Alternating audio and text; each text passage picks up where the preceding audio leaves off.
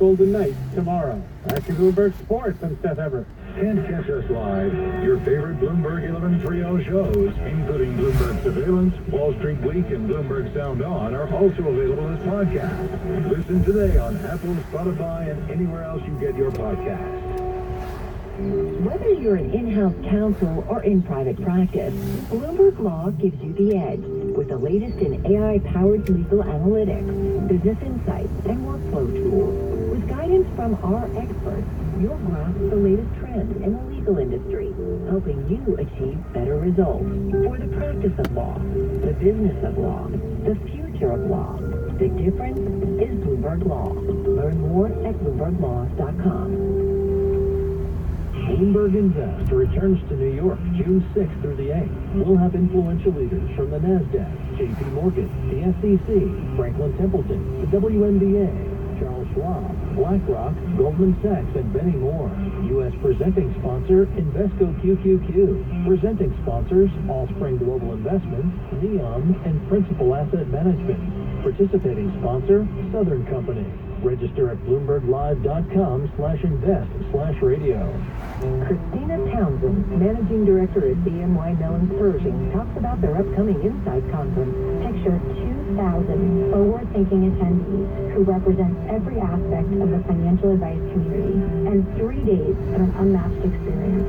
If you are ready to take your business to the next level, we hope to see you at this year's Insight Conference, June 6th through 8th in Orlando, Florida. Insight provides an incredible opportunity to network and hear from world-class speakers.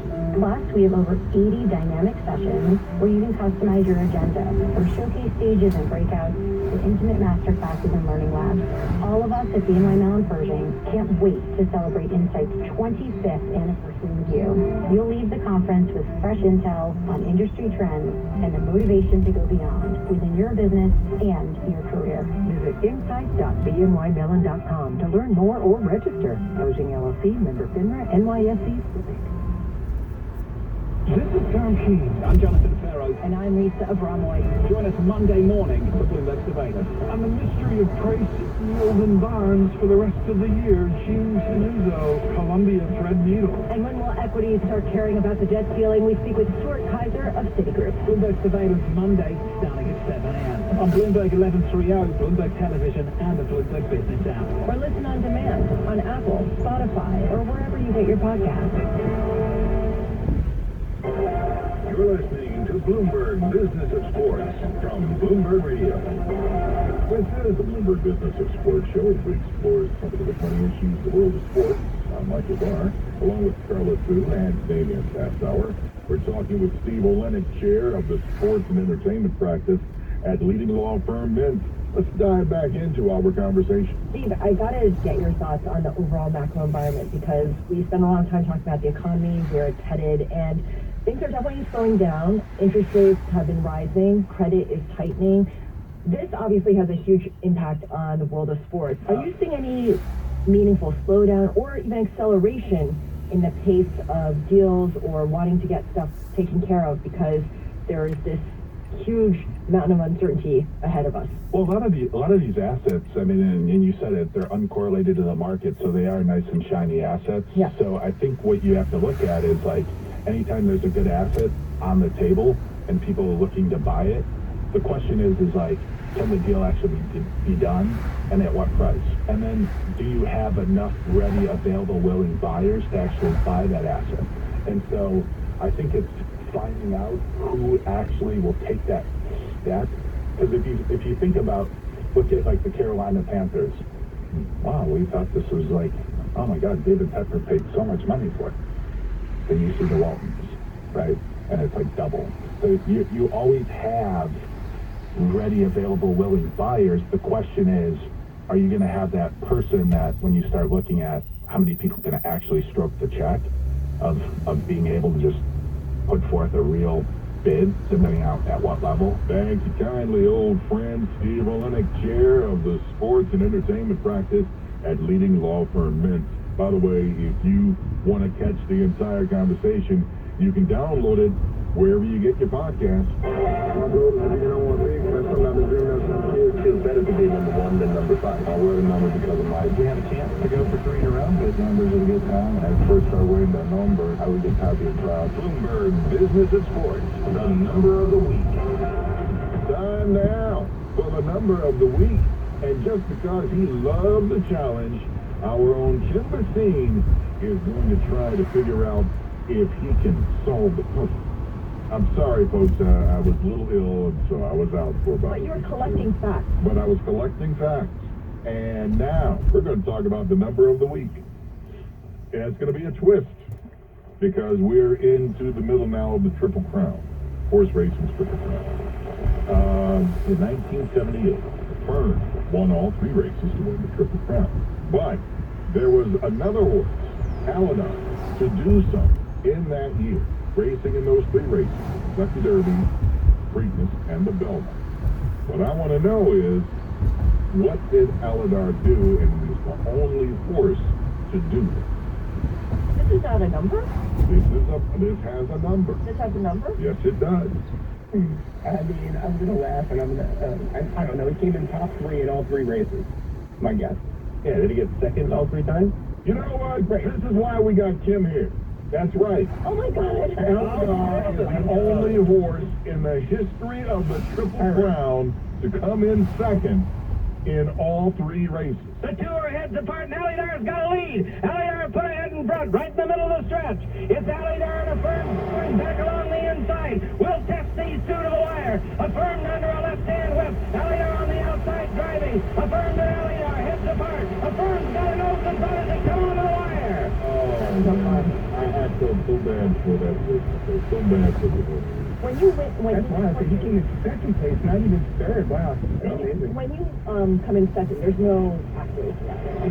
You lost. Yes, he lost, but like there's betting issues that happen. Yeah, for top 3, right? Is that on the top 3? Okay. Plus, you know, I'm sure I'm so hungry right now, I could eat a horse. This is the Bloomberg Business of Sports show, and we are here each and every week at the same time. Plus online wherever you get your podcast. I'm Michael Barr on Twitter at Big Bar Sports. And I'm on Twitter at Charlotte Cove. And I'm on Twitter at the Fast Hour. Thank you for joining us. Stay with us. Today's top stories and global business headlines are coming up right now.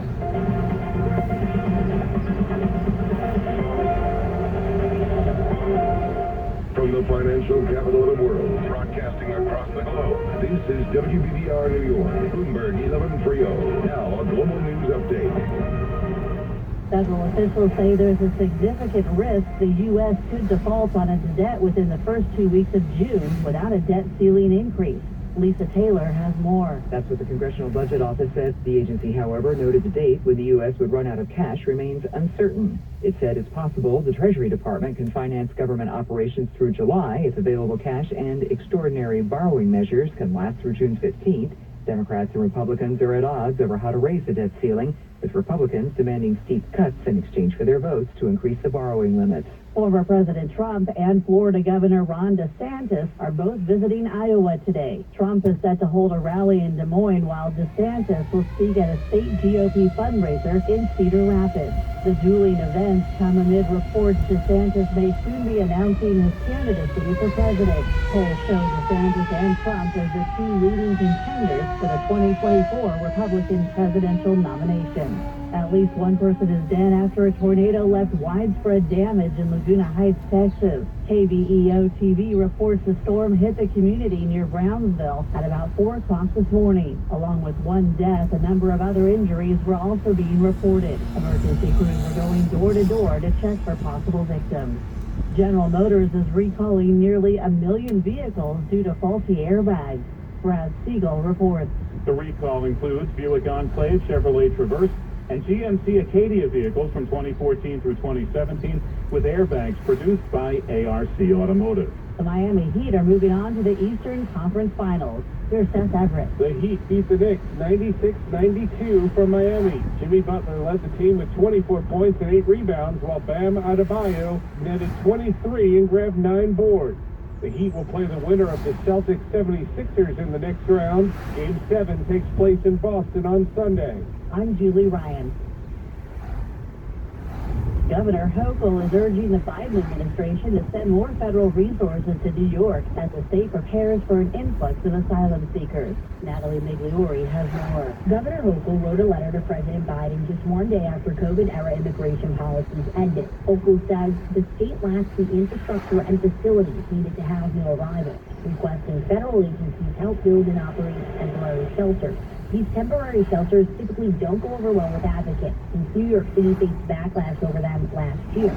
Busloads of migrants have been arriving in New York City every day, and officials are trying to figure out what to do with them. Tesla owners are filing a class action lawsuit against the company, claiming its automatic software updates deplete their cars' batteries, or even leave them not working at all. Brian Shook reports. Owners of the Model S and Model X cars say the updates happened without warning and reduced the electric vehicle's driving range by at least 20%. The claim says some owners needed to spend as much as $15,000 to purchase a new battery to fix the issue. A YouTuber is now facing up to 20 years in federal prison after admitting to intentionally crashing his plane into a hillside in California to get views. On Wednesday, 29-year-old Trevor Jacob pleaded guilty to a felony count of obstructing a federal investigation. The 2021 video called "I Crashed My Airplane" shows Jacob parachuting out of a small plane before it crashed in the Los Padres National Forest near Santa Maria. The video shows Jacob acting like there was an engine failure, which ended up all being staged for the video. That video quickly gained hundreds of thousands of views. Now, nearly 2 years later, it has almost 3 million views.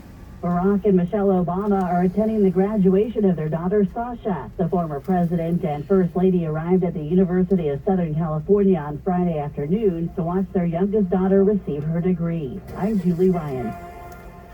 And I'm Scott Carr. In the Bloomberg newsroom, some of the stories we're watching today. U.S. inflation showed more signs of moderating in April, giving the Federal Reserve room to pause interest rate increases soon. Key drivers of underlying U.S. price pressures began to recede in April, suggesting the final puzzle pieces for a return to more normal inflation rates may be falling into place.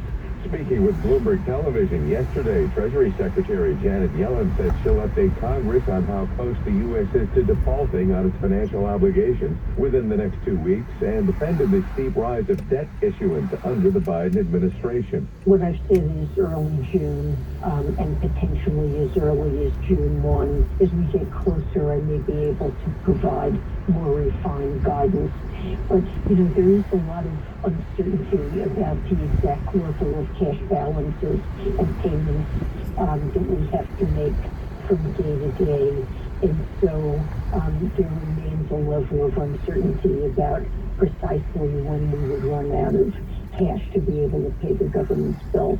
Two companies in billionaire Gautam Adani's empire, including his flagship firm, are seeking to raise as much as $2.6 billion, signaling the Indian conglomerate wants to focus on growth after a scathing short seller report forced it into damage control. An exchange filing today shows the incubator for the new group businesses, Adani Enterprises, has received board approval to raise as much as $1.5 billion through a qualified institutional placement or other method. A Connecticut man's accused by the Securities and Exchange Commission of orchestrating a $5 million Ponzi scheme and using the money on lavish personal expenses.